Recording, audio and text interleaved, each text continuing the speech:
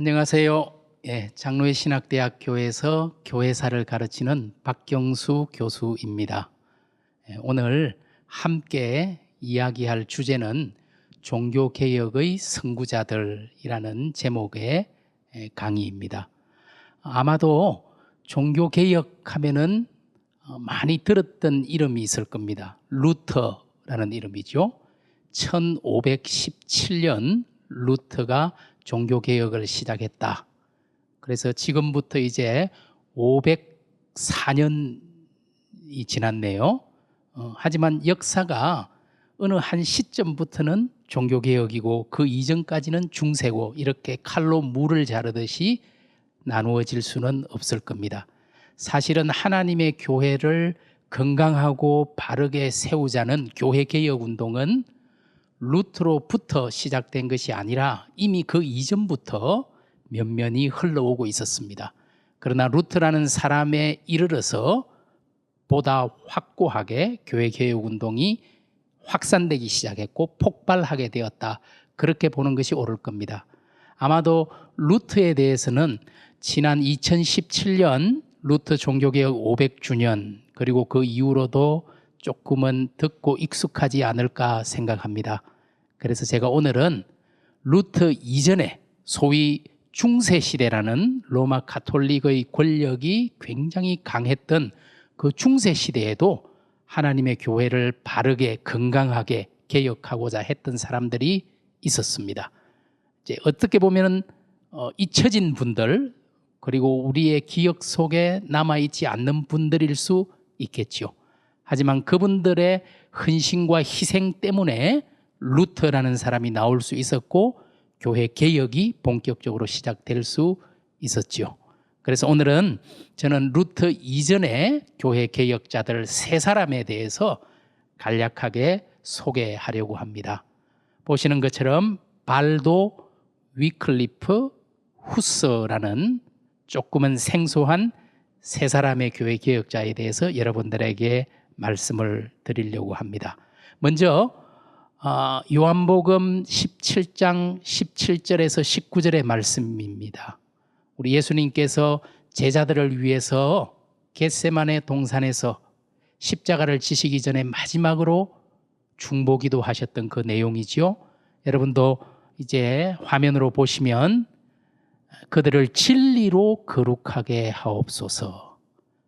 아버지의 말씀은 진리니이다. 오늘 어쩌면 주님께서 우리에게 원하시는 것은 우리가 복음의 진리를 따라서 거룩한 성도, 거룩한 교회가 되기를 간절히 원하고 계실 겁니다. 진리가 무엇입니까? 아버지의 말씀은 진리니이다. 하나님의 말씀, 성경의 가르침, 그 진리를 따라 거룩한 사람, 거룩한 교회가 되라.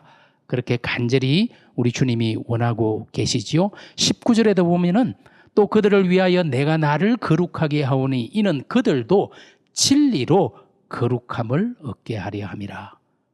오늘 하나님의 말씀인 성경의 가르침을 따라 사는 길만이 우리가 거룩한 무리, 성도가 될 수 있는 왕도이고 비결일 겁니다. 하나님의 교회도 마찬가지지요. 하나님의 말씀인 성경에 기초해서 그 말씀에 따라 서는 교회, 그 교회가 거룩한 공동체, 하나님의 부름받은 교회이겠지요. 어쩌면 오늘 제가 소개하는 이 세 사람은 하나님의 말씀을 따라 살려고 몸부림쳤다가 당시 중세 로마 가톨릭 교회에 의해서 희생을 당했던 우리들의 개혁의 선배들이라고 말씀드릴 수 있겠지요. 그 첫 번째 인물이 바로 피에르 발도라는 사람입니다. 이 사람은 프랑스 리옹이라는 프랑스 남쪽의 이제 큰 도시이지요. 리옹이라는 도시에서 태어나서 활동했던 사람인데요. 여러분들이 가로 안에 있는 생몰연대, 태어나서 죽은 연대를 보시면은 대략 1140년경에 태어났다. 그런데 루터라는 사람은 1483년생이니까 한 340년 전에 루터보다 먼저 태어나서 교회 개혁의 불꽃을 횃불을 들었던 사람, 그 사람이 바로 피에르 발도라는 사람입니다. 그런데 여러분들이 보시는 저 사진, 저게 발도의 동상인데요. 발도의 동상 뒤에 보면은 무슨 높은 이렇게 탑 같은 게 보이죠? 사실은 그 위에 루터라는 종교개혁자가 서 있습니다. 지금 여러분이 보시는 이 사진은 독일의 보름서라는 도시에 가시면 종교개혁 기념 공원이 있습니다. 거기에 보면은 많은 종교개혁자들이 조각되어 있는데요. 그 중에 일부입니다. 한가운데 루터가 높은 탑 위에, 높은 대 위에 루터가 서 있어요. 그런데 그 루터를 둘러싸고 저렇게 네 사람이 앉아 있습니다. 루터보다 앞선 시대의 사람들입니다. 그 중에서 제일 먼저 선배가 바로 피에르 발도라는 사람이에요. 그리고 옆에 또 다른 사람이 앉아 있는데요. 제가 두 번째로 말씀드릴 사람. 영국에서 활동했던 존 위클리프라는 사람이에요. 그리고 또 옆에 세 번째 체코 프라하의 개혁자 얀 후스라는 사람입니다. 저는 오늘 루터 이전에 루터가 루터다울 수 있도록 만들었던 교회 개혁자 발도, 위클리프, 후스에 대해서 말씀드리려고 합니다. 마지막으로 네 번째 앉아 있는 사람은 피렌체에서 활동했던 이탈리아 피렌체의 사보나롤라라는 사람입니다. 오늘은 제가 앞에 세 사람에 대해서만 여러분에게 말씀드리겠습니다. 여러분, 이 발도의 동상을 보시면 딱 특징이 있어요. 첫째는 옷 보세요. 옷이 밑에가 다 헤어져서 찢어졌지요. 거의 다 헤어졌지요. 그리고 신발을 보시면은 앞에 구멍이 나서 발가락이 나와 있는 것을 보실 수 있죠. 이것은 가난의 상징입니다. 여러분, 이 발도라는 사람은 프랑스 리옹에서 소위 비즈니스맨이었어요. 이렇게 상업과 무역 활동을 통해서 굉장히 많은 부를 축적한 사람입니다. 하지만 우리 예수님께서 복음서에서 부자 청년에게 하셨던 말씀, 내가 가지고 있는 것 모든 것을 팔아 가난한 자에게 나누어 주라. 그리고 너는 나를 따라오라. 그 부자 청년에게 했던 그 말씀을 읽고 이 말씀이 바로 나에게 주시는 주님의 명령이구나. 그렇게 받아들입니다. 그래서 자기의 많은 재산을 전부 팔아서 리옹의 가난한 사람들에게 다 나누어 줍니다. 그리고 자기는 가난을 택하죠. 소위 자발적 가난입니다. 다른 사람에 의해서 가난해진 게 아니라 스스로 가난을 택한 거죠. 그리고 예수를 따르는 제자로서의 삶을 살기 시작합니다. 그러니까 주위의 사람들에게 이 선한 영향력이 확산이 된 거예요. 그래서 리옹의 많은 사람들이 스스로 하나님이냐 만몬이냐, 하나님과 만몬을 겸하여 섬기지 못한다. 그렇다면 우리는 무엇을 택할 것인가? 만몬을, 돈을, 재물을 포기하고 하나님을 따르겠다. 이렇게 결단하는 사람들이 많이 나타납니다. 그 사람들이 발도 주위로 모여들게 돼요. 그래서 그 무리를 발도파 혹은 리옹의 가난한 사람들 이렇게 부르게 됩니다. 이 사람들은 자기의 모든 것을 포기하고 예수 그리스도의 복음만을 위해서 스스로 가난해져서 복음을 위해 헌신하고 말씀을 전하는 그런 삶을 살기 시작해요. 그것이 첫 번째 발도 그리고 발도를 따르는 발도파의 특징입니다. 두 번째, 어쩌면 더 중요한 특징이 있는데요. 여러분 보시면은 발도가 지금 동상에 보시면은 뭔가를 기록하고 있는 그런 모습으로 나타나죠. 저게 바로 성경입니다.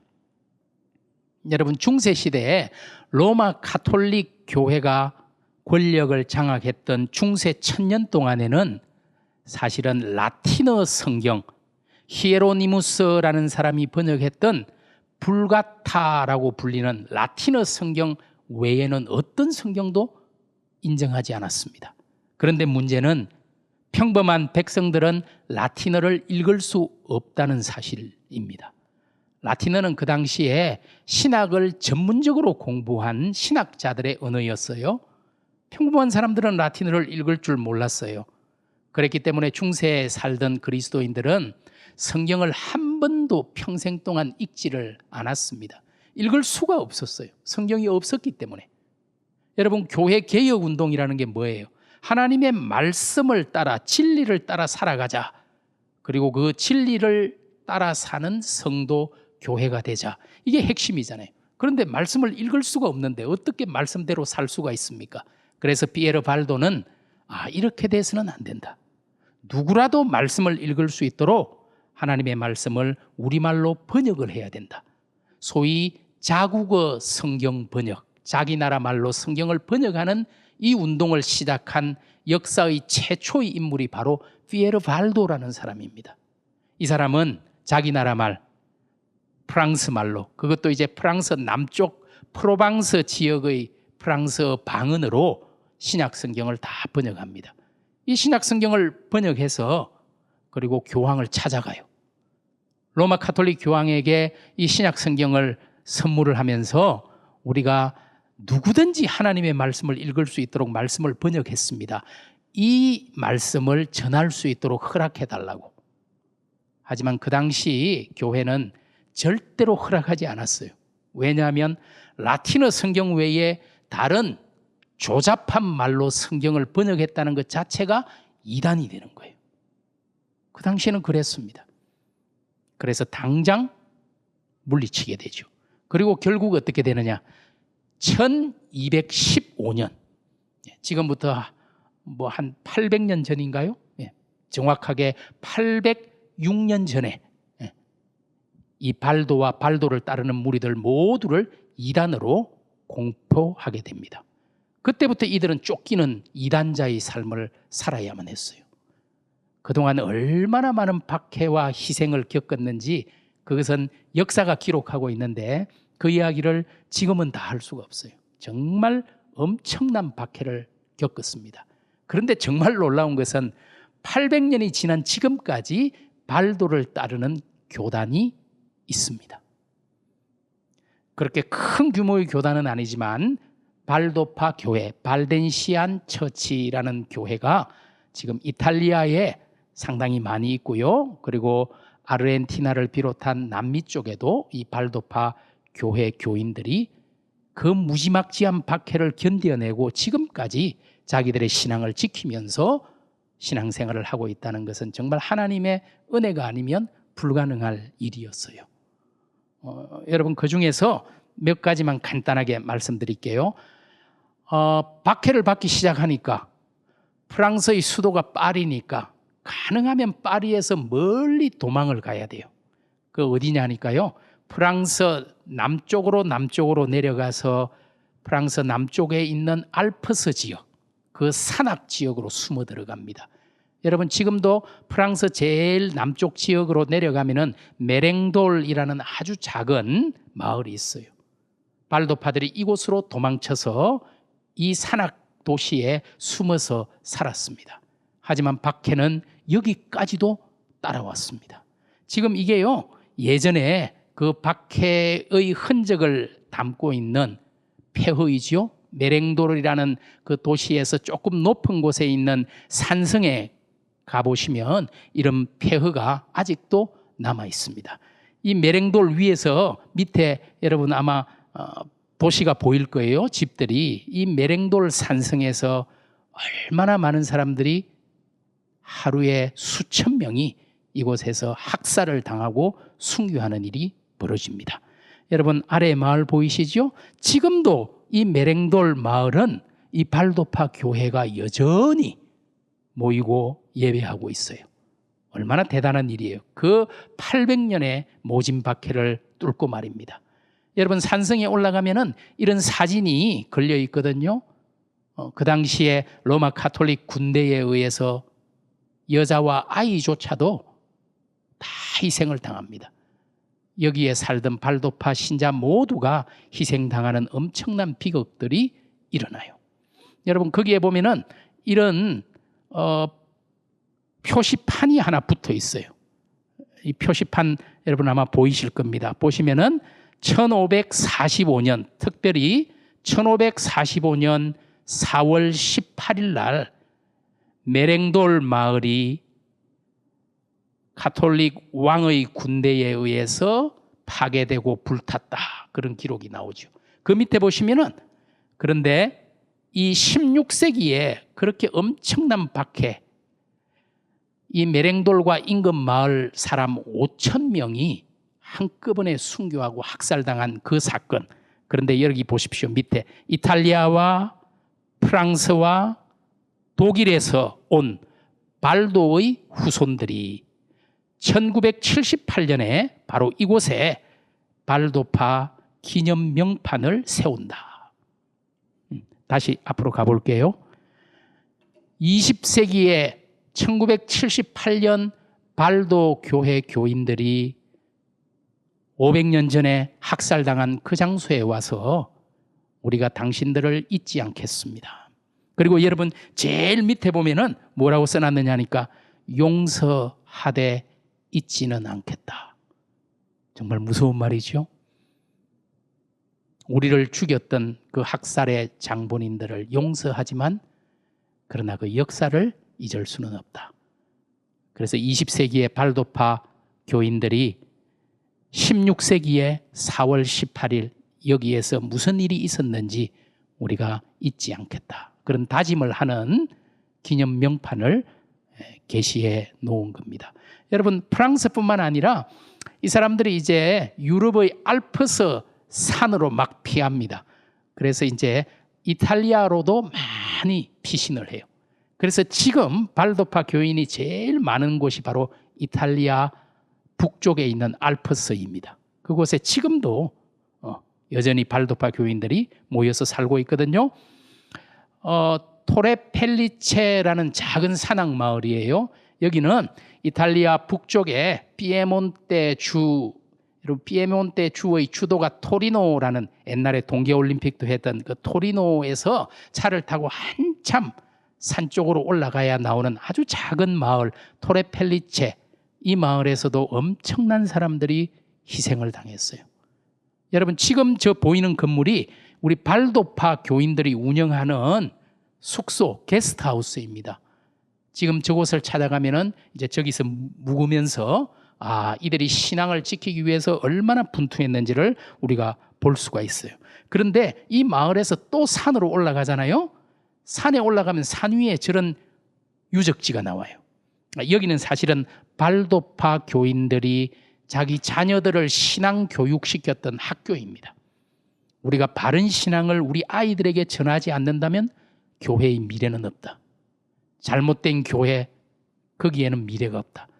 우리가 가지고 있는 이 복음, 이걸 바르게 전해야 되고, 그래서 그 아이를 위한 교육을 위해서 제일 먼저 저런 공간을 마련해요. 산 한복판에. 그리고 예배를 공개적으로 드릴 수가 없잖아요. 그래서 높은 산 위에 가시면요, 그 다음 사진을 보시면 이게 동굴입니다. 동굴. 그 산에 저기 보면은 캄캄한데 제가 학생들을 데리고 저기를 갔어요. 저기 지금 휴대폰에 후레쉬 있잖아요. 라이트를 켜고 낮인데도 정말 어두워요. 그리고 저기를 들어가려면은 우리 몸 전부를 숙여가지고 포복으로 기어 들어가야 할 만큼 작은 공간으로 기어 들어갑니다. 그러면 안에 들어가면 저렇게 넓은 곳이 나와요. 바로 저곳에서 저들은 예배를 드렸던 거예요. 바깥에서 예배 드릴 수 없었기 때문에 산으로 피신해서 그것도 동굴 속에서 저렇게 예배했던 거예요. 여러분 제가 학생들을 데리고 종교개혁과 관계된 여러 지역들을 탐방을 종종 합니다. 그런데 학생들이 로마도 갈 수 있잖아요. 피렌체도 갈 수 있고 파리도 갈 수 있고. 그런데 거기에서는 와 대단하다 감탄은 하지만 감동이 없어요. 그런데 산 위에 올라가서 이 동굴 속에 딱 들어가면은 감격이 있어요. 여러분 여기에서 기도하고 찬양하면 대부분의 학생들이 눈물을 흘려요. 내가 그동안 얼마나 편안하게 신앙생활을 했던지, 얼마나 내가 넓은 길로만 갔던지, 이들은 도대체 무엇을 위해서 이렇게 좁은 길로 자기 목숨을 버리면서까지 그 복음을 지키려고 했을까? 자기를 돌아보는 그런 시간이 되는 거예요. 이곳이 바로 발도파가 숨어서 예배드리면서 그럼에도 불구하고 진리를 따라 살아야 한다. 진리를 지키기 위해서 몸부림쳤던 바로 그 장소이지요. 이들이 나중에 1215년에 이단으로 정죄를 받고 계속 박해를 받고 쫓기다가 나중에 16세기에 루트를 비롯해서 이제 종교개혁이 일어났잖아요. 그때 종교개혁자들과 손을 잡습니다. 교회 개혁을 해야 합니다. 그래서 이것은 1532년에 자기들의 신앙 고백서를 발표하면서 로마 가톨릭 교회를 개혁하는 종교개혁의 삶을 살겠다라고 고백했던 바로 그 장소에 만든 기념비입니다. 이 기념비는 20세기에 만들었지만 1532년에 발도파 교인들이 바로 이곳에서 자기들의 신앙 고백을 했어요. 여러분 저기에 보시면은 성경이 보이죠? 밑에 성서에 충실하라. 이들은 오로지 하나님의 말씀에 충실하기를 원했어요. 하나님의 말씀대로 살기를 원했어요. 진리를 따라 사는 성도 교회가 되기를 소원했어요. 그리고 이 말씀의 촛대와 빛이 보이죠? 말씀의 빛을 내 이웃에게 전 세상에 비추면서 살겠다는 그들의 결심을 담고 있는, 이게 지금 발도파 교회를 상징하는 문장입니다. 발도파 교회의 문장이죠. 이 문장입니다. 말씀의 빛. 제일 바깥에 보니까 라틴어로 글자가 있는데요. Lux lucet in tenebris. 이거는 뭐냐면요, 요한복음 1장 5절 제일 앞에 나오는 말씀. 룩스, 빛이 어둠 속에 비칩니다. 그런 뜻이에요. 하나님의 진리의 말씀의 빛을 어두운 이 세상에 비추며 살아가겠습니다. 여러분 요한복음 1장 5절에 보시면은 우리 예수님은 빛이시잖아요. 빛이 세상에 왔지만 어둠이 이를 깨닫지 못하더라. 그럼에도 불구하고 이들은 하나님의 말씀의 빛을 비추는 삶을 살기를 원했고 지금도 그 소원을 담고 자기들의 교단의 문장으로 이렇게 사용하고 있는 것이죠. 여러분 성서의 무게라는 위제 알라드라는 화가가 그린 그림인데요. 이 그림이 재미있어서 여러분들에게 한번 보여드리려고요. 여기 지금 저울이 있고 가운데 큰 저울이 있잖아요. 여기에 보니까 한쪽에는 책이 있습니다. 그리고 이쪽에는 보니까 종교개혁자들이 있죠. 종교개혁자들이 말하는 것은 뭐예요? 이 책이 뭘까요? 하나님의 말씀대로 삽시다. 교회도 하나님의 말씀 위에 서야 합니다. 사람의 가르침? 이런 것이 교회의 뿌리나 교회의 토대가 될 수 없습니다. 하나님의 말씀을 올렸어요. 얼마나 무거운지 땅에 붙어가지고 꼼짝을 하지 않아요. 그러니까 가톨릭 쪽에서는 저쪽에 가톨릭의 교황이 교황관을 쓰고 앉아가지고 있고 여기에 뭘 올려놨습니까? 잔뜩 물건도 올리고 물건으로 안 되니까 사람까지 올라가 있네요. 그죠? 여기 보십시오. 물건이 많이 있죠? 2개의 열쇠에 삼중관. 이 삼중관은 뭐예요? 여기 보시면 교황이 쓰고 있는 관이잖아요. 이걸 이제 로마 가톨릭 교황이 지금도 삼중관을 쓰고 있어요. 이걸 티아라라고 말합니다. 재미있는 이야기가 있는데요. 원래 교황이 로마의 감독을 교황이라고 부르는데요. 원래는 이제 한 단으로 된 관을 쓰고 있었거든요. 그런데 그 당시 황제가 보니까 굉장히 기분이 나쁜 거예요. 뭐 교황이라는 사람이 나하고 똑같은 왕관을 쓰고 나오니까. 그래서 황제가 어디 나하고 똑같이, 그래서 황제가 2단으로 쓰고 나왔어요. 그러니까 조금 있다가 교황이 3단으로 된 걸 쓰고 나온 거예요. 저 삼중관을. 왜냐하면 나는 하나님이 임명한 왕인데 황제보다 내가 더 높지. 저 티아라는 교황의 권력을 상징하는 것이죠. 그리고 그 옆에 있는 2개의 열쇠도 마찬가지죠. 옆에 보시면은 2개의 열쇠가 보이죠. 소위 베드로의 열쇠. 마태복음 16장에서 우리 주님께서 베드로에게 축복하셨잖아요. 네가 땅에서 무엇이든지 매면 하늘에서도 매일 것이요 풀면 하늘에서도 풀리리라. 이걸 가톨릭 교회에서는 열쇠의 권세라고 불러요. 베드로에게 준 이 권세가 베드로의 후계자인 교황에게로 이어졌다. 그래서 로마 가톨릭 교황이 천국의 문을 열 수도 있고 천국의 문을 잠글 수도 있는 권한을 가졌다. 그래서 2개의 열쇠와 삼중관은 권력의 상징입니다. 그런데도 하나님의 말씀의 무게를 당할 수가 없으니까 수도사가 올라갔어요. 그 위에. 그래도 안 돼. 그래서 옆에 마귀가 막 잡아서 당기고 있어요.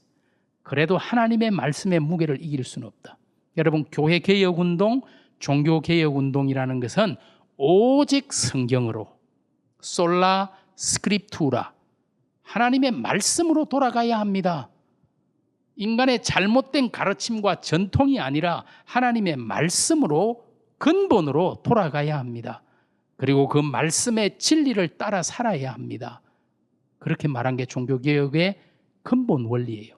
그렇게 볼 때 하나님의 말씀을 누구나 읽고 그 말씀대로 살 수 있도록 인도했던 피에르 발도야말로 루터보다 350년 앞선 교회 개혁자요, 종교 개혁자 이렇게 분명히 말할 수가 있을 겁니다.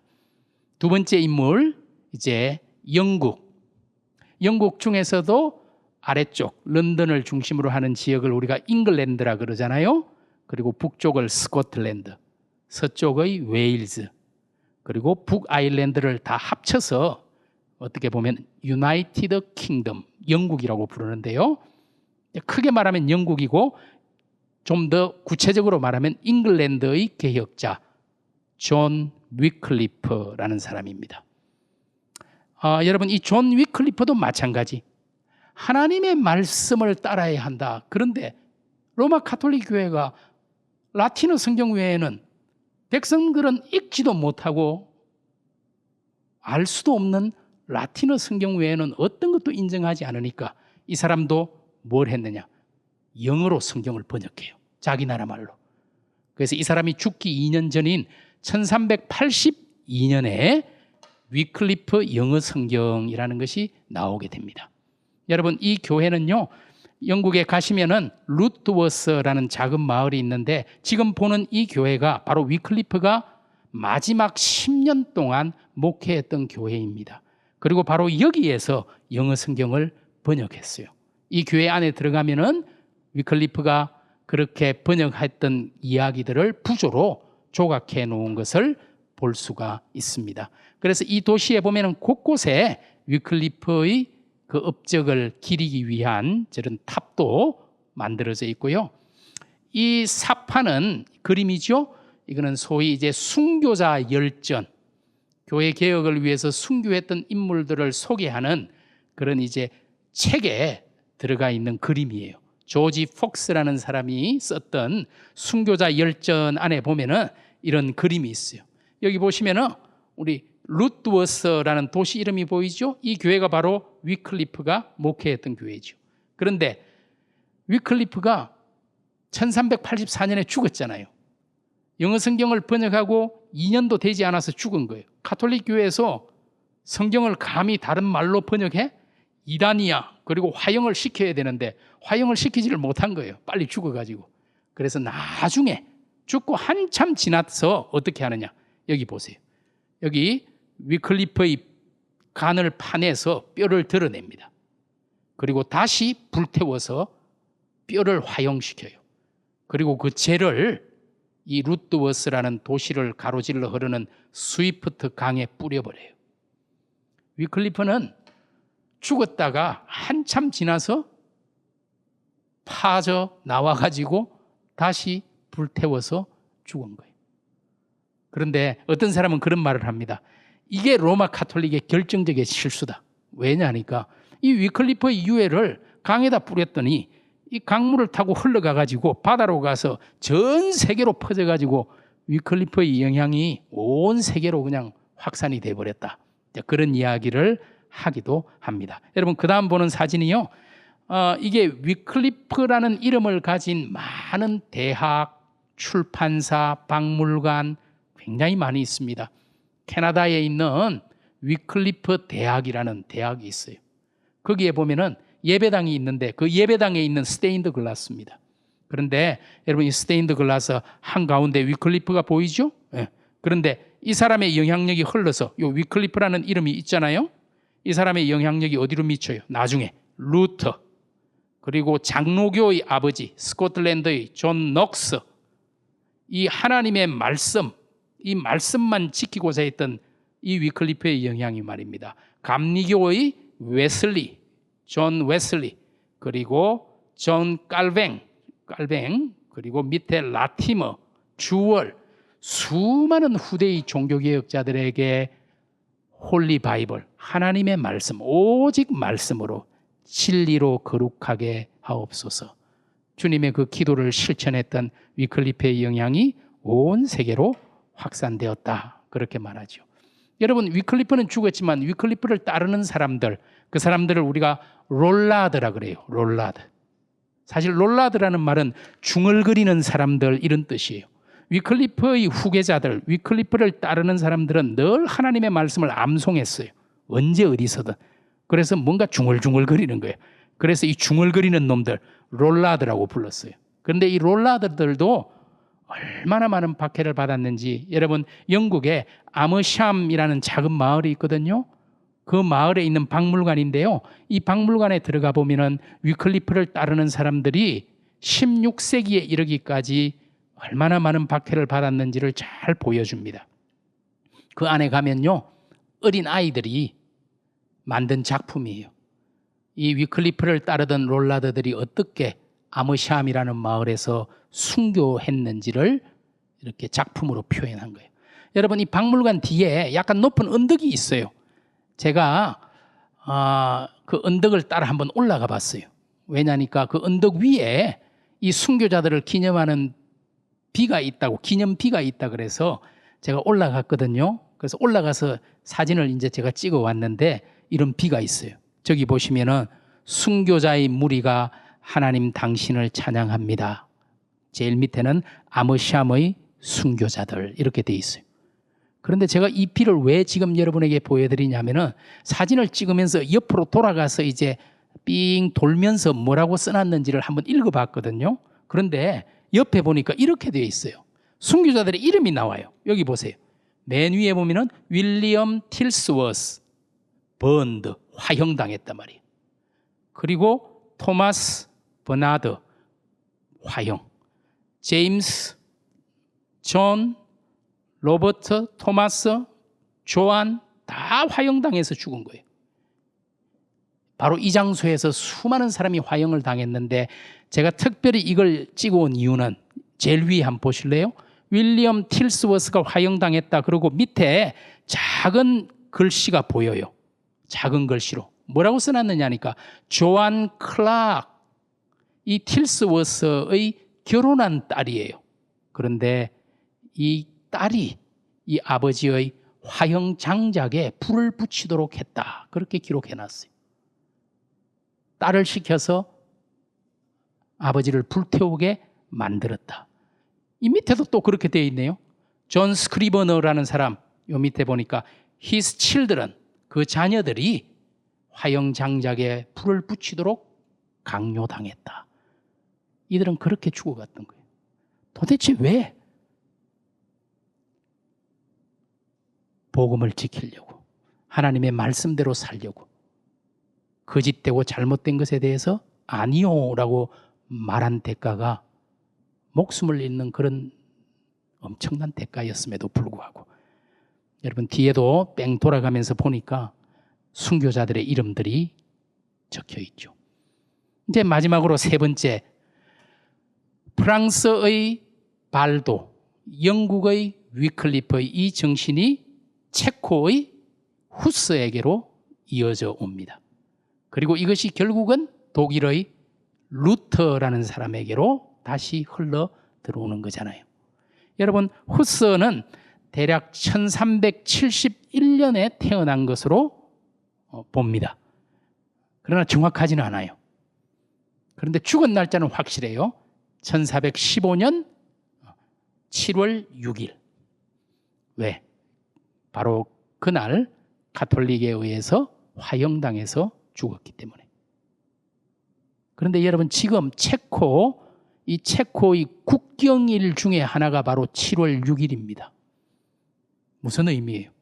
후스는 체코 사람들의 자부심이에요.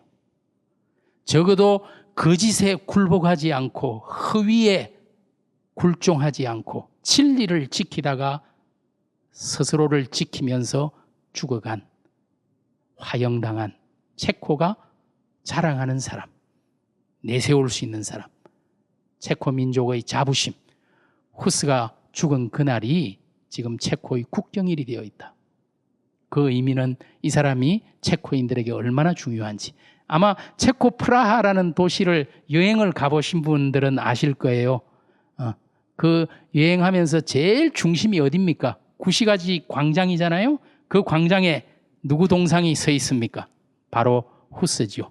이 프라하지요. 예, 그런데 구시가지 광장, 까를교고, 지금 코로나 때문에 너무 힘들어서 이런 거 좀 보시라고 제가 몇 장 보여드립니다. 유명한 다리죠. 프라하에 있는. 네. 그리고 구시가지 광장의 한복판에 저기 후스의 동상이 보이죠. 좀 더 다시 볼까요? 자, 후스의 모습입니다. 여러분, 체코 프라하 한복판에 후스가 당당하게 서 있습니다. 그런데 제가 이 사진을 찍었더니 그때 하필 후스의 머리 위에 새가 앉아가지고 마치 자기가 주인공처럼 이렇게 있긴 해요. 밑에 보시면요, 무슨 글자 같은 게 보이죠? 이 후스 밑에.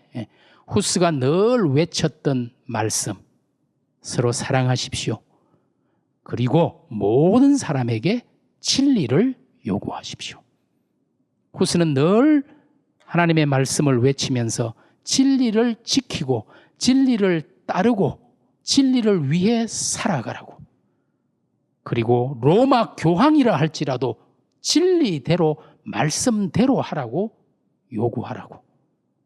서로 사랑하십시오. 그리고 모든 사람에게 진리를 요구하십시오. 이렇게 외쳤던 후스를 기억하기 위해서 광장 한복판에 후스의 동상이 서 있죠. 후스 동상 옆에 아마 프라하 가신 분은 보셨겠죠? 천문시계, 유명한 시계예요.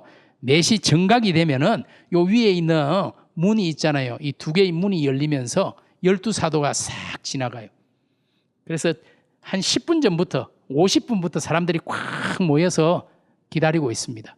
그래서 딱 정각이 되면은 문이 열리면서 음악과 함께 12사도가 지나가는데 순식간에 지나가요. 제가 몇 번이나 봤는데 별거 없더라고요. 그런데 사람들이 다 이렇게 위로 적어보려고. 그래서 진짜 중요한 거, 이 천문시계 바로 밑에 있는 걸 보지를 못해요. 아무도 관심이 없어. 이 천문시계 바로 아래에는 이런 글자가 땅에 새겨져 있어요. 숫자가 보이죠? 예. 여기 보시면은 숫자가 1621년. 후스가 죽고 200년이 지났지만 후스를 따르는 사람들은 여전히 있었고요.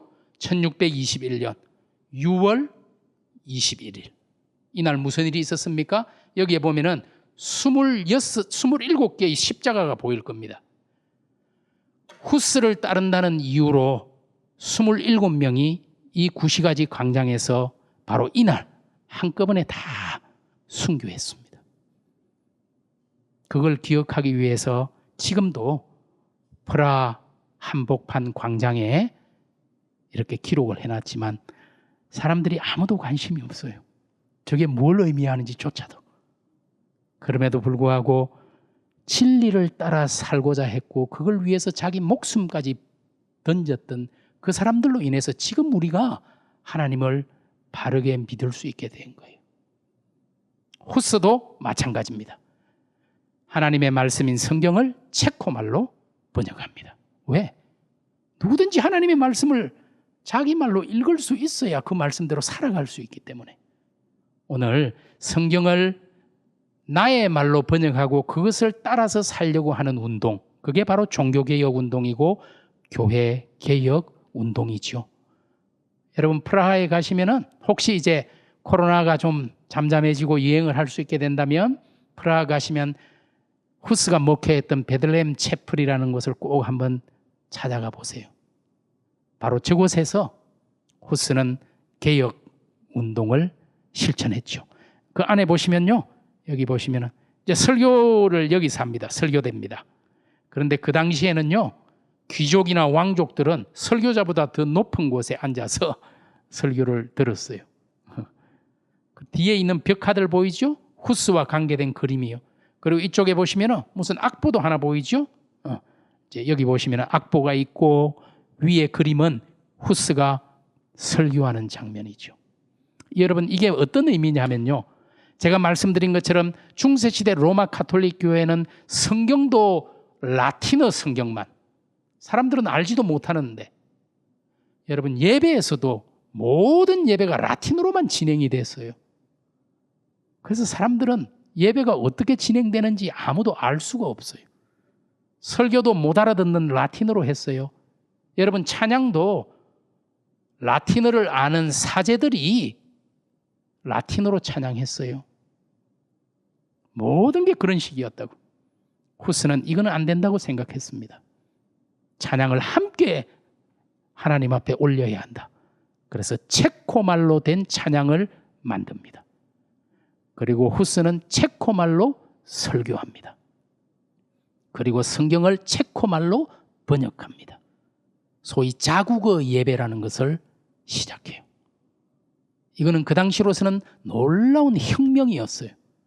당연히 가톨릭 교회가 예배 금지, 그리고 후스는 이단이다 선언하죠. 그러나 우리가 정말 진리를 따라 살고자 한다면 진리인 하나님의 말씀을 읽어야 하고 함께 찬양하는 거. 여러분, 우리가 예배 시간에 함께 성도들과 함께 찬양하는 거 우리는 별 감흥이 없잖아요.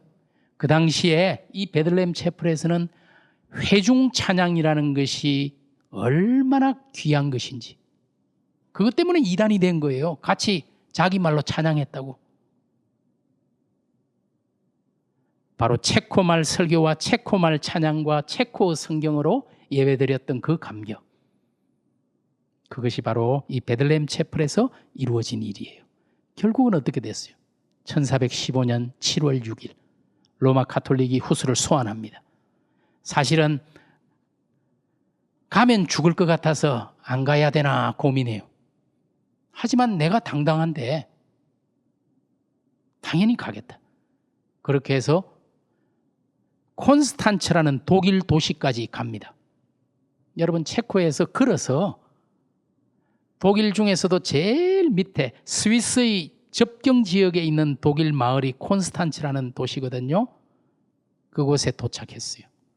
그러나 결과는 역시 후스를 감옥에 가두고 이단으로 정죄하고 불태워서 1415년 7월 6일 날 화형시키고 말았습니다. 여러분, 이 종이 보시면은 요 밑에 한번 보세요. 1415, 2015라는 작은 숫자가 보이시나요? 후스가 순교한 지 600년 되던 해 2015년에 지금부터 6년 전이죠. 7월 6일 날, 바로 그날 이곳에서 이 종을 만들어서 걸고 타종을 하면서 함께 예배를 드렸어요. 저도 그때 예배에 참여했었어요. 후스의 정신을 잊어서는 안 된다. 지금도 후스를 따르는 교단이 있습니다. 체코에는.